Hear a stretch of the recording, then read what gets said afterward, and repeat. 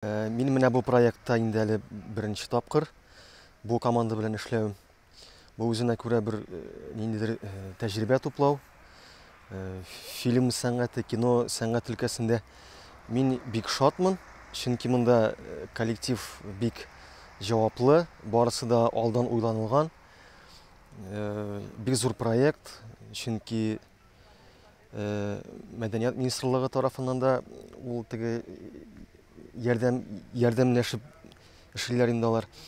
Һәм нәрсә әйтергә кирәк? Мин теге күп әйберне әйтмим, чөнки теге әле теге тумаган тайны дип әйтәләр бит инде татар халык мәкалендә. Шуңа күрә мин теге үзем теләгәнне генә әйтәм. Фильмның, сериалның исеме Алмаш. Алмаш дигән сүз инде аның исеменнән үк күренеп тора нәрсә икәне, нәрсәдер алмаша. Бу чиратта кем беләндер кемдер сорау булып калсын. Мин монда үзем шәхсән шушы авылда эшләп көн итүче, төрле кызыклы, күңелле, мавыктыргыч ситуацияләргә юлыгучы, үз-үзенә кызык эзләп табучы персонаж, бухгалтер. Бухгалтерда уйныйм, аның исеме Рәдиф Идрисович, ләкин күп кеше аны мыскыл итеп Ирисович ди.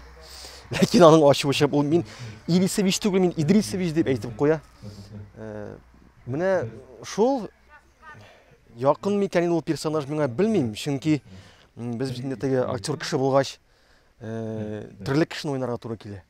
Менә мәсәлән, бүгенге шушы проектта инде менә шушы бухгалтер, авылда яшәүче, эшләүче бухгалтерны ничектер үзебез шулай тудырып, күз аллап, шулай менә экранга тәкъдим итәргә тырышачакбыз инде.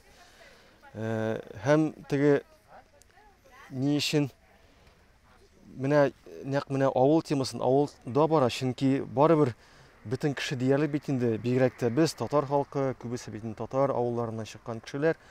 Теге зур дәрәҗәдәме ул, кече дәрәҗәдә барыбер безнең тамырларыбыз, нигезебез, әбиләребез, бабайларыбыз барысы да авылдан чыкканнар.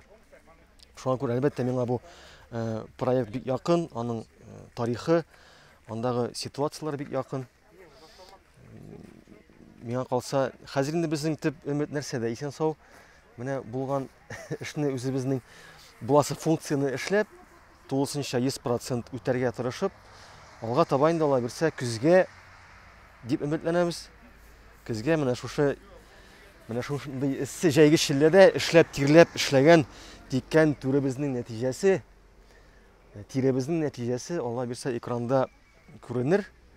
Һәм инде безнең тамашачылар матур, якты бәя бирерләр дип өметләнеп калабыз.